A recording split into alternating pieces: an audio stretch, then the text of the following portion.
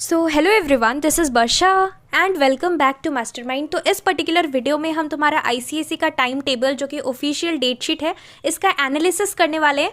किस तरह से इस बार तुम्हें गैप्स मिला है, दो डिफरेंट सब्जेक्ट के बीच में कौन कौन से सब्जेक्ट्स के बीच में कितना गैप्स है, प्लस इसके साथ साथ तुम्हारा जो टाइमिंग है उसको लेकर भी हम डिटेल में डिस्कस करेंगे। तो देखो, सबसे पहले तो ये मैंने पूरा डेट शीट तुम्हारा एनालिसिस किया क्लास 10 का। यहाँ पर इट्स फाइन, यहाँ पर ओनली मैंने देखा कि यहाँ पर 2 सब्जेक्ट्स के लिए तुम्हें उतना गैप्स नहीं मिला है। What are those 2 subjects? यहाँ पर बायो के लिए सिर्फ 1 दिन ही मिला है। अगर तुम्हारा हिंदी भी है, बायो भी है, तो यहाँ पर तुम्हें सिर्फ 1 डे का गैप मिला है। तो इंपॉर्टेंट है कि बायो तुम्हें सब कुछ पहले से कवर कर लेना है, सारा ही सब्जेक्ट्स तुम्हें पहले से कवर कर लेना है, लेकिन बायो में जो भी चीज़ है तुम्हें थोड़ा ज़्यादा फोकस करना है और अभी से सब कुछ कवर कर लेना है, बिकॉज तुम्हें एक दिन में ज़्यादा कुछ नहीं हो पाएगा। डिटेल में अच्छे तरीके से तुम्हें पूरा सिलेबस अभी से ही कवर कर लेना है, बिकॉज सिर्फ 1 डे तुम्हारे पास है अगर तुम्हारा हिंदी प्लस बायो दोनों है। प्लस इसके साथ साथ यहाँ पर लिटरेचर तो सभी का है, इंग्लिश लिटरेचर, प्लस यहाँ पर इंग्लिश लिटरेचर में भी सिर्फ 1 डे का गैप मिला है।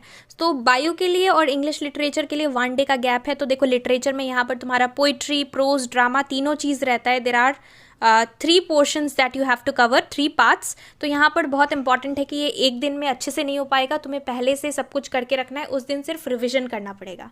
अब देखो, यहाँ पर कुछ बेसिक चीज़ है, लाइक फॉर एग्जाम्पल यहाँ पर तुम्हारा एग्जाम कब से स्टार्ट है? 27 फरवरी से, राइट। तो यहाँ पर तुम्हें क्या होगा, सारे सब्जेक्ट्स के लिए ड्यूरेशन, टाइम ड्यूरेशन रहता है 2 आवर्स। सारे सब्जेक्ट्स के लिए मैक्सिमम, ऑलमोस्ट सारे सब्जेक्ट्स के लिए तुम्हें 2 आवर्स मिलता है। लेकिन यहाँ पर कुछ कुछ सब्जेक्ट्स है, लाइक फॉर एग्जाम्पल यहाँ पर तुम्हें मैथ्स के लिए 2.5 आवर मिलेगा। तो मैथ्स के लिए हाफ एन आवर एक्स्ट्रा मिलता है, बिकॉज पेपर भी लेंदी होता है। यहाँ पर 2.5 आवर भी कम पड़ जाता है। तो टाइम मैनेजमेंट मैथ्स के लिए और स्पेशली हिस्ट्री सिविक्स के लिए बहुत इंपॉर्टेंट है। हिस्ट्री सिविक्स में ओनली 2 आवर्स मिलता है और हिस्ट्री सिविक्स में बहुत इंपॉर्टेंट है, हमने लास्ट वीडियो में भी डिस्कस किया था जिसमें मैंने स्ट्रैटेजी के ऊपर डिस्कस किया था।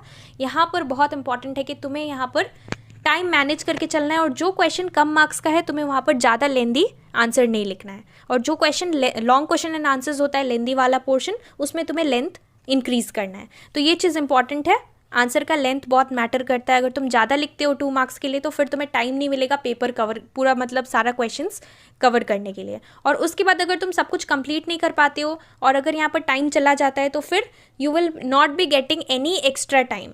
तो बहुत इंपॉर्टेंट है कि तुम्हें टाइम मैनेज करके चलना है। और यहाँ पर तुम्हें हिंदी के लिए या फिर तुम्हारा जितना भी हिंदी, बंगाली, जो भी सेकेंड लैंग्वेज है, यहाँ पर उसके लिए तुम्हें 3 आवर्स मिलता है। सो हिंदी के लिए, नेपाली, बंगाली, जो भी तुम्हारा सब्जेक्ट है उसके लिए तुम्हें 3 आवर्स मिलता है। तो ये तुम्हारा टाइमिंग को लेकर हमने डिस्कस किया।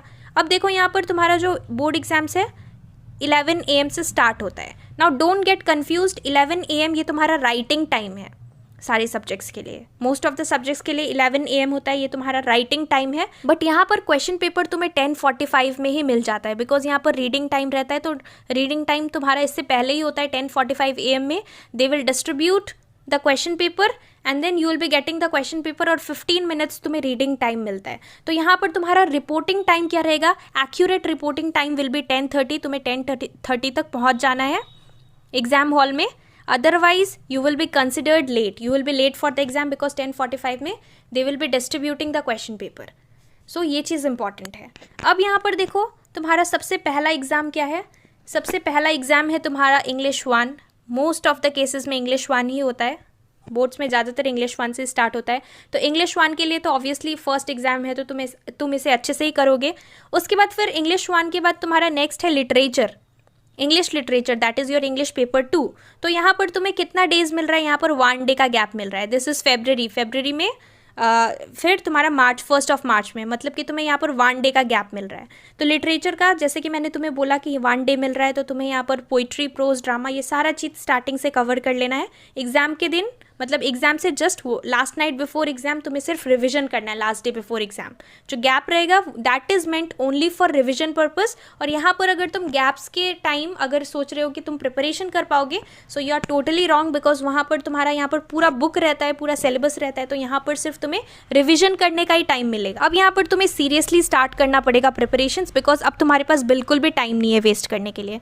उसके बाद यहाँ पर नेक्स्ट हम मेन सब्जेक्ट्स डिस्कस करेंगे। यहाँ पर कमर्शियल स्टडीज़ भी है बीच में, लेकिन हम मेन सब्जेक्ट्स डिस्कस कर रहे हैं, मेजर सब्जेक्ट्स। तो यहाँ पर फिर हिस्ट्री सिविक्स है।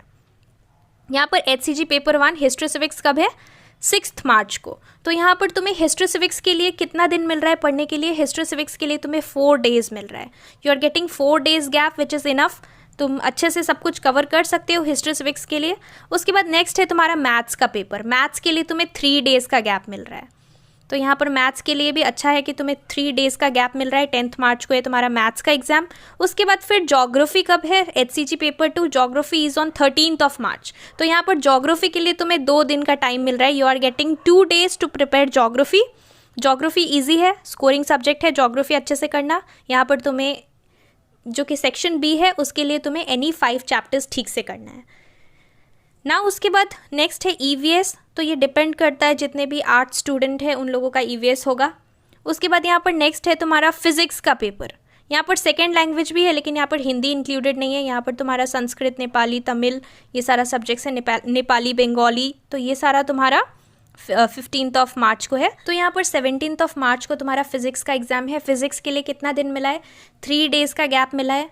तो अच्छा है तुम्हें फिजिक्स के लिए भी गैप मिल गया, काउंसिल ने तुम्हें यहाँ पर फिजिक्स के लिए भी 3 डेज़ दिया है gap, so you can prepare physics. उसके बाद फिर केमिस्ट्री है नेक्स्ट। केमिस्ट्री इज़ ऑन 20 मार्च। तो यहाँ पर केमिस्ट्री के लिए तुम्हें 2 डेज़ का गैप मिल रहा है। You are getting 2 days gap for chemistry. तो यहाँ पर केमिस्ट्री के लिए 2 डेज़ है।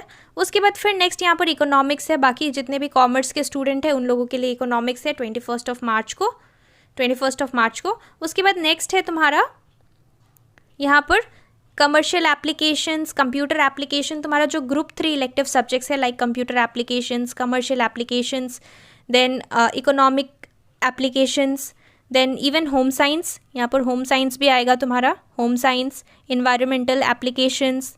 तो ये तुम्हारा कब है, इवन फिजिकल एजुकेशन। तो ये तुम्हारा कब है, दिस इज़ ऑन 23rd। तो यहाँ पर कंप्यूटर एप्लीकेशंस 23rd को है। तो इसके लिए तुम्हें कितना डेज़ का गैप मिल रहा है, अगर तुम साइंस के स्टूडेंट हो तो तुम्हें यहाँ पर कंप्यूटर के लिए 2 डेज़ का गैप मिल रहा है। तो यहाँ पर you are getting 2 days gap for computer and commercial applications. उसके बाद नेक्स्ट है तुम्हारा Hindi. Hindi is on 27 March. तो हिंदी तुम्हारा 27 मार्च को है और हिंदी यहाँ पर तुम्हें 3 डेज़ का गैप मिल रहा है हिंदी के लिए। तो हिंदी यहाँ पर तुम अच्छे से कर सकते हो, 3 डेज़ का गैप मिल रहा है। और यहाँ पर लास्टली तुम्हारा बायो का पेपर है। बायो तुम्हारा लास्ट एग्जाम रहेगा और बायो कब है, 29 मार्च। यानी कि तुम्हें यहाँ पर अगर तुम्हारा हिंदी भी है, जैसे मैंने स्टार्टिंग में बोला, अगर तुम्हारा हिंदी भी है, बायो भी है, सो यहाँ पर तुम्हारा बायो एंड हिंदी अगर दोनों सब्जेक्ट है, तुम्हारा कॉम्बिनेशन ऐसा है कि तुम्हारा हिंदी और बायो दोनों है, तो यहाँ पर तुम्हें 1 डे का गैप मिल रहा है। तो बायो तुम्हें थोड़ा सा अच्छे से पहले से प्रिपेयर करके रखना है, बिकॉज यहाँ पर जो इस बीच गैप मिलेगा तुम्हें हिंदी और बायो के बीच, that gap is meant only for revision purpose. तुम्हें इतना टाइम नहीं मिलेगा कि तुम डिटेल में सारा डायग्राम्स, लेबलिंग देख सको, सब कुछ डिटेल में कर सको। तो तुम्हें यहाँ पर पहले से बायो का प्रिपरेशंस करके रखना है। और यहाँ पर मैंने जैसे कि बोला कि ये जो 11 AM है, यहाँ से तुम्हें राइटिंग टाइम स्टार्ट होगा, बट यहाँ पर जो क्वेश्चन पेपर है वो डिस्ट्रीब्यूट हो जाएगा। You will be getting the question paper at 10:45 only. तो तुम्हें यहाँ पर 10:30 तक रिपोर्ट करना है। Sharp at 10:30 you have to reach the exam hall, so that is important. तो हमने पूरा डेट शीट एनालिसिस किया और बिल्कुल भी अब तुम्हारे पास टाइम नहीं है, तो सीरियसली स्टार्ट कर दो प्रिपरेशंस। अब जो टाइम तुम्हारे पास हाथ में है, जो भी टाइम बचा हुआ है, ये बहुत ही ज़्यादा लिमिटेड टाइम है और बहुत ही प्रीशियस टाइम है। So don't just waste it, use it properly. और इसके साथ साथ अब जो तुम करने वाले हो ये डिसाइड करेगा कि तुम्हारा बोर्ड्स में तुम कितना अच्छा परफॉर्म करते हो और तुम कितना परसेंटेज स्कोर करते हो। So give your best, give your 100% efforts. All the best, good luck for your board exams. अच्छे से प्रिपरेशंस करो। और इसके साथ साथ अगर तुम्हारा कोई भी डाउट है तो तुम मुझे नीचे कॉमेंट सेक्शन में पूछ सकते हो। Thank you so much for watching.